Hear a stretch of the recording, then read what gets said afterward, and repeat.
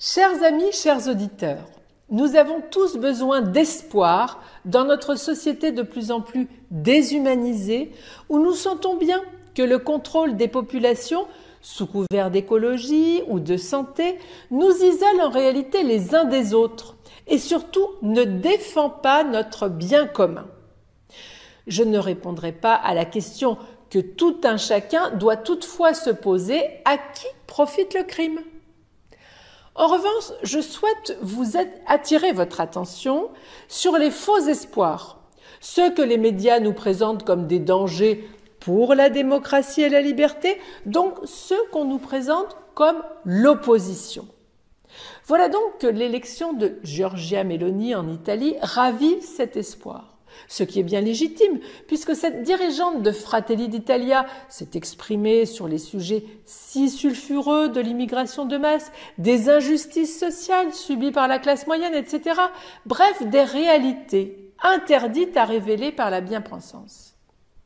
Alors, il faut justement se poser la question: comment se fait-il que ce mouvement italien ait pu s'exprimer dans les médias de façon aussi importante, au point finalement d'en faire la publicité?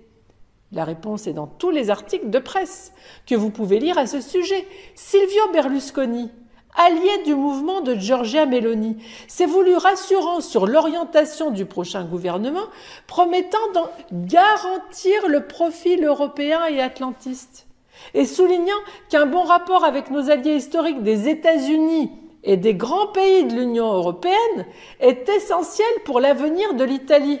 Monsieur Salvini et Monsieur Berlusconi se sentent beaucoup plus proches de Poutine qu'elle-même, qui dit très attachée à l'OTAN et voulant poursuivre dans la voie des sanctions. Est-ce qu'elle va poser un problème géopolitique pour l'Europe? Écoutez, pour l'instant, de ce point de vue-là, Meloni se montre un enfant sage de la coalition. C'est celle qui se montre la plus proche des positions atlantistes et européennes. Ce n'est pas la peine d'aller plus loin pour se rendre compte que Fratelli d'Italia ne s'opposera pas réellement à l'Union européenne, source de nos maux.